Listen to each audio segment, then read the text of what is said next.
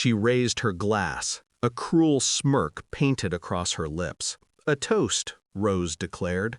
Her voice, smooth and venom-laced, cut through the chatter.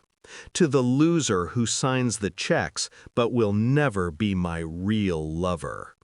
Laughter, some forced, some genuine. I didn't flinch. My hand never trembled as I placed the small silver key on the table. Next to it, a folded note.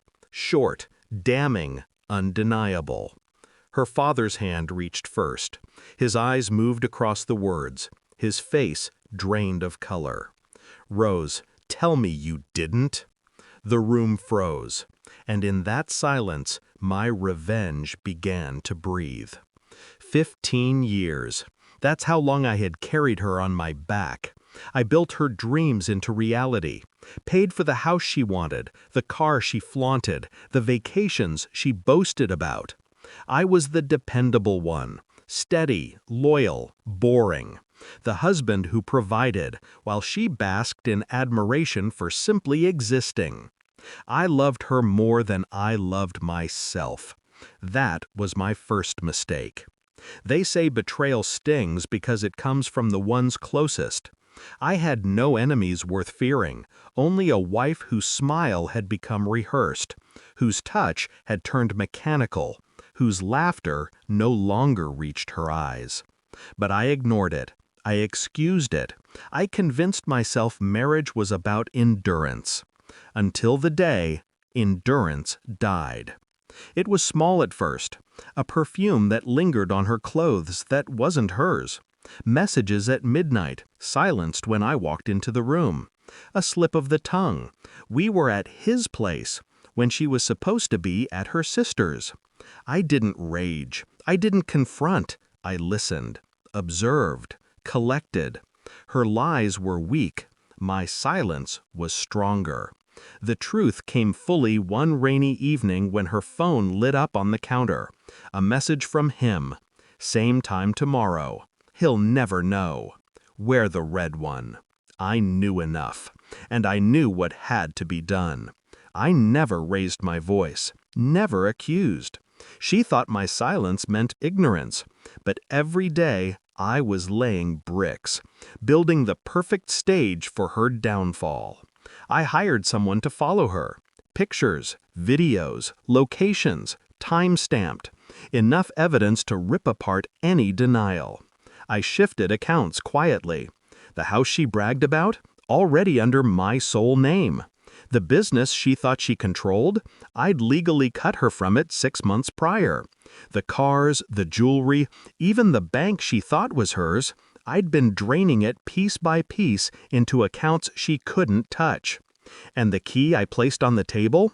That was for the storage unit. Inside, evidence. Years' worth of her adultery packaged neatly in folders, photographs, USB drives, a shrine of betrayal. But the note was what broke her father.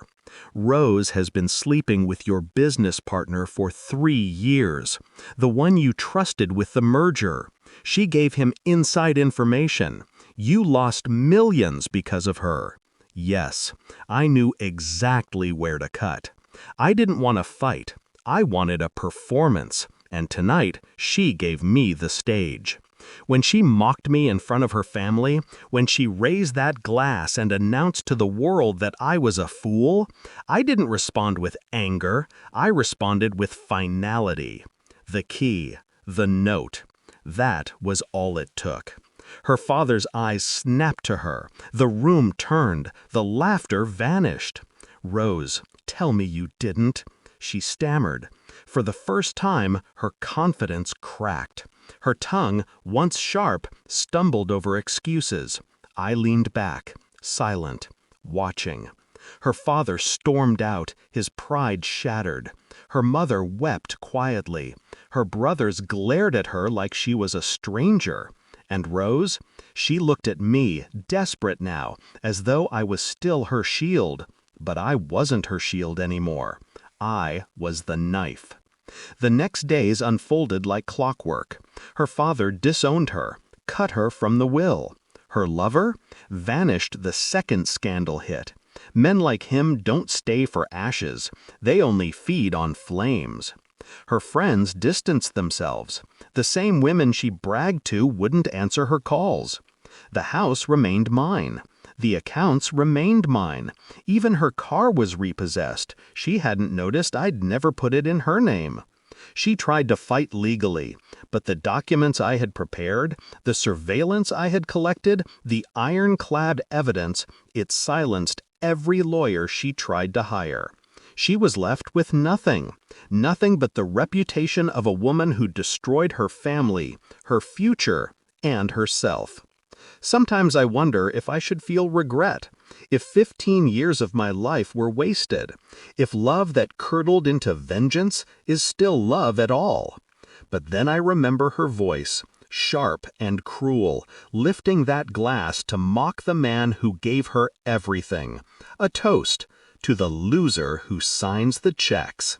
She thought I was a loser, but tonight she drinks alone, and I sleep in peace.